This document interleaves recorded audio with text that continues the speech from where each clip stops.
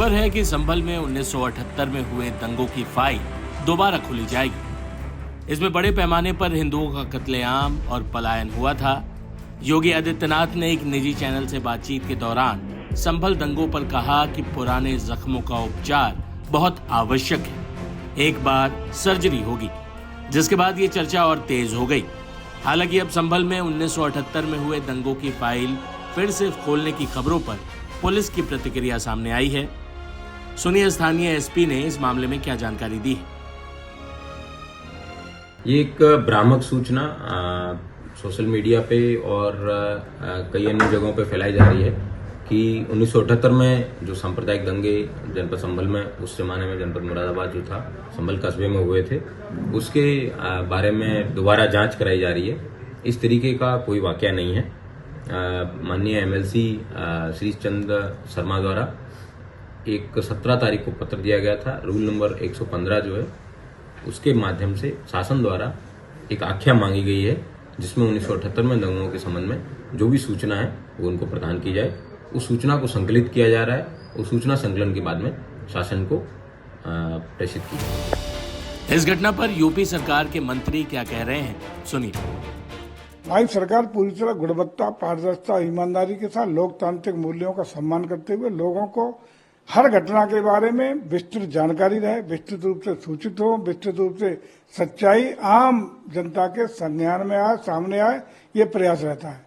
इसी के दृष्टिगत चूंकि 1978 का दंगा बहुत बड़ा दंगा था, जिसमें सैकड़ों की संख्या में लोग हताहत हुए थे, घायल हुए थे, संपत्तियों को नुकसान हुआ था, व्यापक रूप से लूट हुई थी, व्यापक रूप से अन्य अन्य घटना को अंजाम दिया गया था, और उसकी तमाम तथ्य जनता आज भी जानने के लिए आतुर है।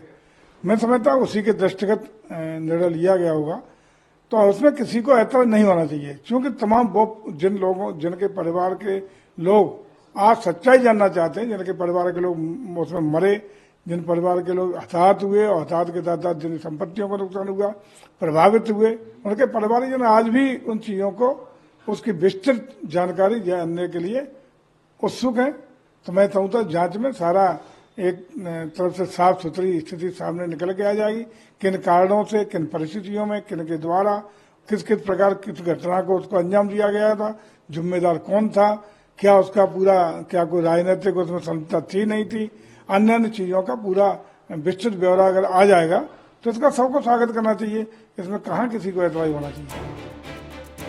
मुस्लिम उलेमा भी इस बात की वकालत करते नजर आए कि 1978 के पीड़ितों को इंसाफ मिलना चाहिए। न्याय में एक कहावत है कि न्याय में देरी तो न्याय की हत्या मानी जाती है।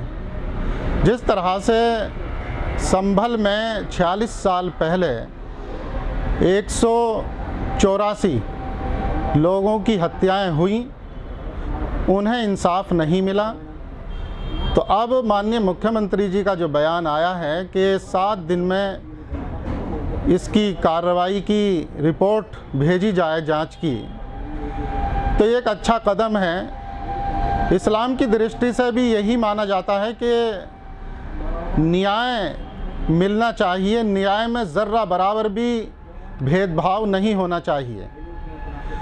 तो 7 दिन का टाइम दिया और इतनी जल्दी रिपोर्ट तलब की, तो ये एक अच्छा कदम है। हम तो न्याय के समर्थन में हैं और न्याय मिलना चाहिए, किसी भी बिना भेदभाव के सभी को न्याय मिलना चाहिए।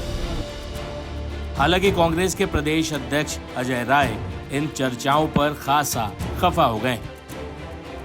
योगी जी जितने भी पुरानी जितनी घटनाएं हुई हैं, सारी घटनाओं की जांच कराएं और सारी चीजें करें, और जितनी भी जमीनें इस समय जितनी जमीनों की कब्जे हो रहे हैं, योगी जी के समय भाजपा के लोग कब्जा कर रहे हैं, इनके मंत्री सांसद कब्जा कर रहे हैं, इसकी भी हमारी सरकार बनेगी, जांच कराएंगे और कड़ी कार्रवाई, सबको जेल भेजेंगे। बता दें कि हाल ही में सीएम योगी ने विधानसभा में भी संभल दंगों का मुद्दा उठाया था। अगर मैं संभल की जब चर्चा करता हूं तो संभल में कैसे माहौल खराब किया गया, वहां पे ये संभल में दंगों का जो इतिहास है 1947 से ही प्रारंभ होता है। 1947 में एक मौत होती है, 1948 में 6 लोग मारे जाते हैं, 1958 में भी दंगा होता है, 1962 में भी दंगा होता है, 1976 में भी 5 लोगों की मौत वहां पर हुई थी और 1978 में 184 हिंदुओं को सामूहिक रूप से जला दिया गया था। 184 हिंदुओं को हत्या हुई थी, हिंदुओं की हत्या हुई थी और जलाया भी गया था और 184 हिंदू मारे गए थे वहां। 184।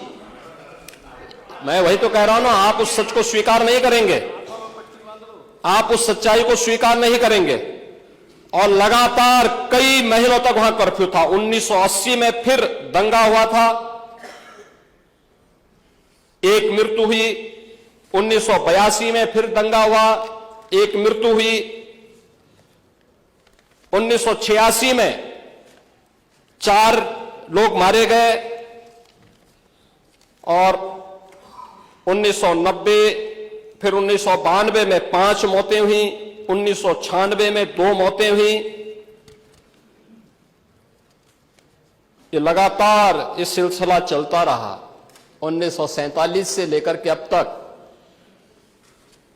209 हिंदुओं की निर्मम हत्या वहां हुई है संभल के अंदर, 209 हिंदुओं की। और एक भी बार किसी ने उन निर्दोष हिंदुओं के लिए कभी 2 शब्द नहीं कहे, उनके प्रति, उन परिवारों के प्रति संवेदना के शब्द नहीं कहे। महोदय, जो आज घड़ियाली आंसू बहा रहे हैं, ये लोग कभी भी उन निर्दोष हिंदुओं के बारे में कभी 2 शब्द नहीं कहे। वहां पर 1978 में जो दंगा हुआ था, महोदय, किस प्रकार की स्थिति थी। एक वैश्य जिसने सबको उधार दे रखा था पैसा, और इस बात को मानता था कि साहब मैं तो सबको पैसा देता हूं, मेरे यहां तो सब व्यवसाय के साथ जुड़े हुए हैं। अगल बगल के हिंदू दंगा होने के बाद उनके घर में इकट्ठे होते हैं। इकट्ठा होने के बाद उनको घेर लिया जाता है। घेरने के बाद वो बोलते हैं, भाई आप हमें क्यों घेर रहे हैं? कहा जाता है, नहीं, क्योंकि तुम इन हाथों से पैसा मांगोगे, इसलिए उनके हाथ काटे जाते हैं, फिर उनके पैर काटे जाते हैं और फिर उनका गला रेंत करके हत्या होती है। ये लोग सौहार्द की बात करते हैं, शर्म नहीं आती इन लोगों को सौहार्द के बारे में चर्चा करने में। जाते जाते पूरे मामले पर ताजा जानकारी के साथ हमारे संवाददाता क्या बता रहे हैं, सुनिए। विधान परिषद के सदस्य श्री चंद्र शर्मा ने संभल प्रशासन से 1978 के जो बलवे हुए थे उसकी जांच की मांग की थी। जो नियम 115 है उसके तहत इस जांच की मांग की गई थी और इसमें जो डीएम और जो एसपी हैं उन्होंने 1995 में आए जो जिसमें पूरे मामले में जो तथ्य थे उनकी रिपोर्ट मंगवाई है और दस्तावेज मंगवाए हैं और उसके आधार पर एक जो रिपोर्ट है वो तैयार की जाएगी। साल 1978 में जो बलवा हुआ था उसने संभल की डेमोग्राफी बदल गई थी और संभल में कई सारे जो हिंदू हैं वो वहां से पलायन कर गए थे, कई लोगों को मारा गया था। जो आधिकारिक आंकड़ा है वो तो 9 बताया जाता है, लेकिन यहाँ पे जो लोग हैं वो बताते हैं कि कई सारे लोग जो हैं वो इस पूरे बलवे के अंदर मारे गए थे। मुरारीलाल फड़ की बाहर हम मौजूद हैं, ये मुरारीलाल का फड़ है और इसी मुरारीलाल के फड़ के अंदर बताया जाता है कि साल 1978 में कई लोगों को जला दिया गया था और इसके अंदर जो आगजनी है वो की गई थी और यहाँ पर मुरारीलाल की फड़ हुआ करती थी और इसी के अंदर जो चीनी है, शक्कर है वो रखा गया था और इसी में आग लगाई गई और कई सारे लोग जो हैं वो इसके अंदर जल के मर गए थे। इसके अलावा इस पूरे रास्ते से जो भी जा रहा था उनके ऊपर अटैक किया जा रहा था, कई दुकानों में आगजनी की गई थी।